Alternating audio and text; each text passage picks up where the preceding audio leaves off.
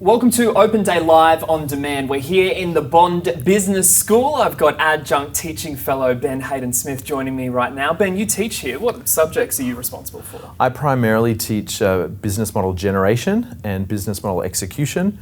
They're both compulsory subjects in the Bachelor of Business in the second half of a student's degree. And you're responsible for working in the entrepreneurship sector? Yeah, that's right. The subjects are designed to be highly experiential. So it's not just learning by reading or watching lectures, it's learning by doing. And so we have highly applied subjects in that space where students can have a go and do something while they're here doing full-time study. And they often say the best way to learn about business is to start your own business, Yes. which I think is a big part of the program here at Bond as well, right? That's right. We've got these two subjects that are designed to be taken in subsequent semesters. So the business model generation subject is all about entrepreneurship, looking at really the problems that consumers out in the world have, and really trying to use the empathetic view to look at how they see things and then come up with solutions to help them have a better life. And as a result of that, students in the subsequent semester in business model execution get a forgivable loan from the business school to actually go out and start the project themselves. So it doesn't have to be a business that they're going to run once they graduate. It is for the period of time that they are doing those subjects. And once the forgivable loan is repaid to the university, any proceeds, so any profits that the student teams make, is donated to the charity of their choice. So it's really cool. Great. What else do you find that students get out of that program?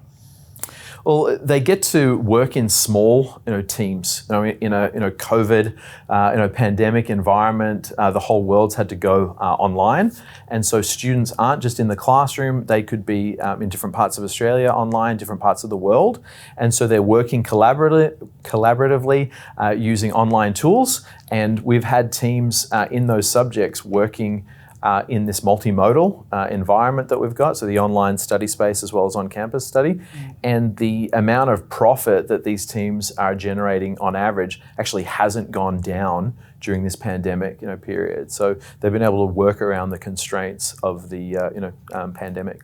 Can you talk a little bit more about the success stories of some of the students? Yeah, we've had teams that have actually run projects that they've started up as businesses.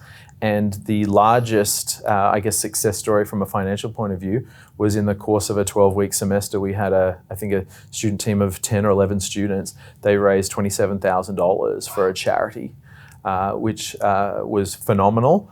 We've had a number of other projects that have done really well.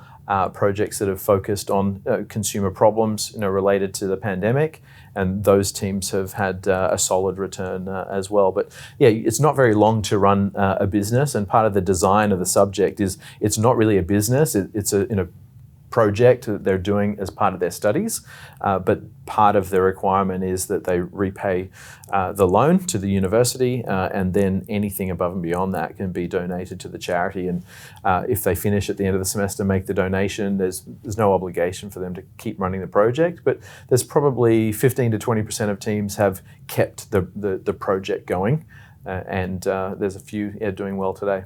Well, we're here with someone who's doing very well today. Amy, you're responsible for eco-mats. This is something that you've created here at Bond. Can you talk to us a little bit about them?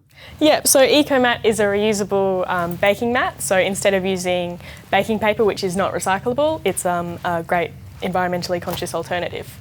So all of the profits go to a charity of the consumer's choice out of 3 charities. So CFA, the Drought Angels, and Currumbin Wildlife Hospital. Great. How did you come up with the idea for eco-mat? So our group last semester in business model generation, we did a range of interviews, obviously, because obviously it's a customer-centric project. And so we interviewed, found out the responsibilities, the pains and gains of potential consumers.